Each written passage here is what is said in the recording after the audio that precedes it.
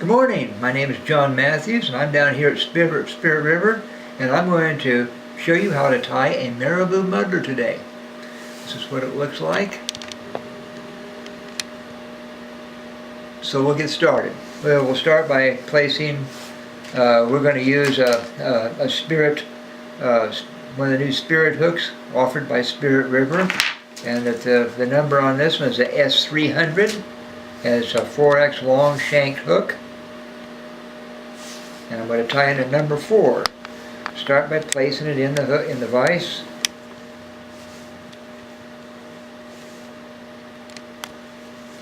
I'm going to use some Danville 4/0 140 denier thread, also available here at Spirit River. I'm going to start by coating the shank of the hook with thread. And I'm going to stay back about 1/3 of an inch, maybe 1/4 of an inch away from the eye of the hook. Now I've got a later use for this later on. So I'm going to come back all the way towards the back, and I'm going to use some of Spirit River's Crystal Splash. I'm going to take several strands, cut it off. We're going to use this for a tail. Kind of loop it around some thread, and then cut it off to it's about 1/3 of an inch long, if that. And it's got a nice little tail. We're going to take some braid.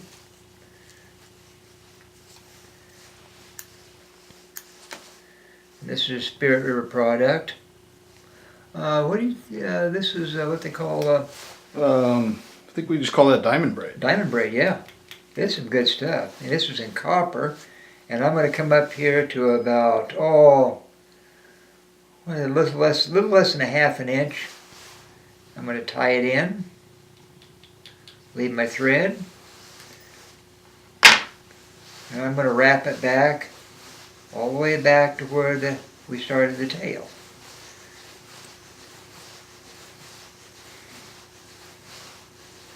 Wrapping it fairly tight all the way to the back, and then start it forward again.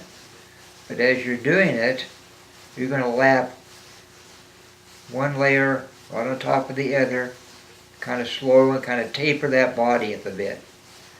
You'll see that here in a minute. I'm going to stop, put the thread behind, lash it down real good, and snip it off.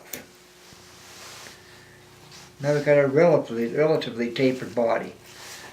And you can take the edge of a stacker here and kind of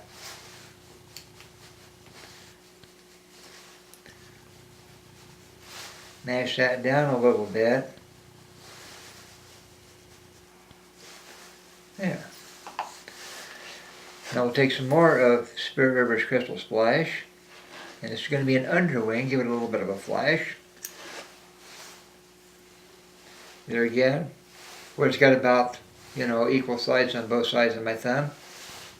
Come down, wrap it around the thread. Bring the thread up on top of the shank of the hook, like we did on the tail.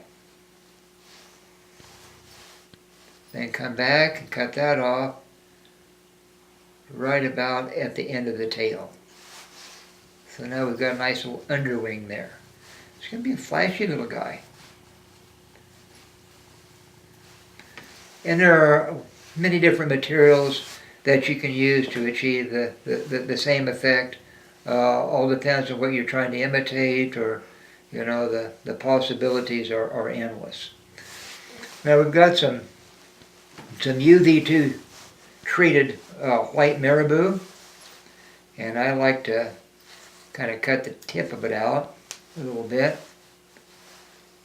and I'll just just go ahead and put that, kind of measure it right on top. You see where my tail is?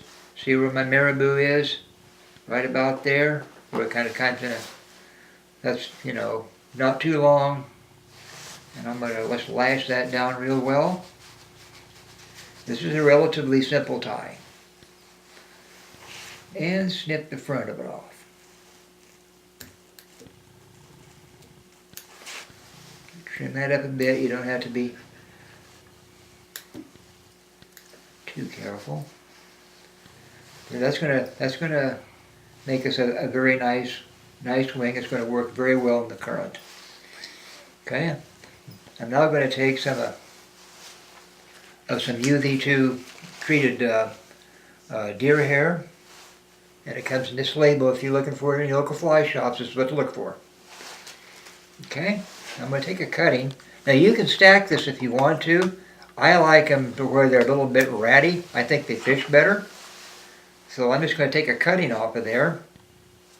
I'm going to take a hair comb, just kind of comb off the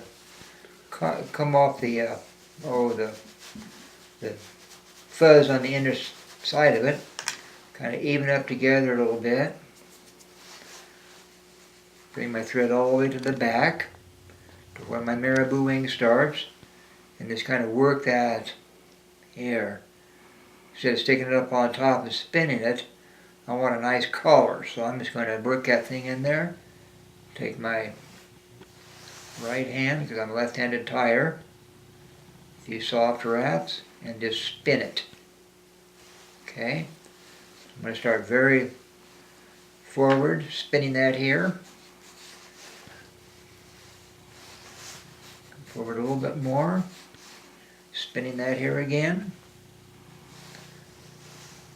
And now I think we can probably use one more small cutting of the deer hair. We're going to do that this time.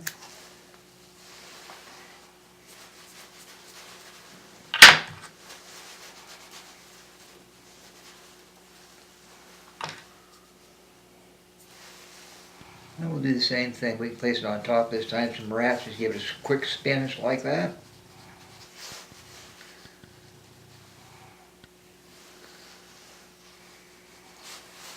And we'll tie a whip finish.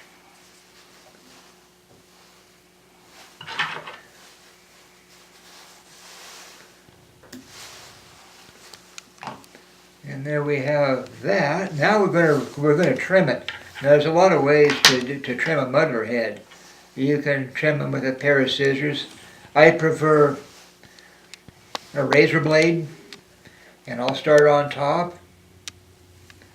And I like my muddler heads flat. So I'm going to do it the same way what I would do. Kind of trim the top up, go to the bottom and do the same thing. A muddler is a little sculpin, although this will, and then I kind of will imitate a lot of different forage foods, fish, minnows.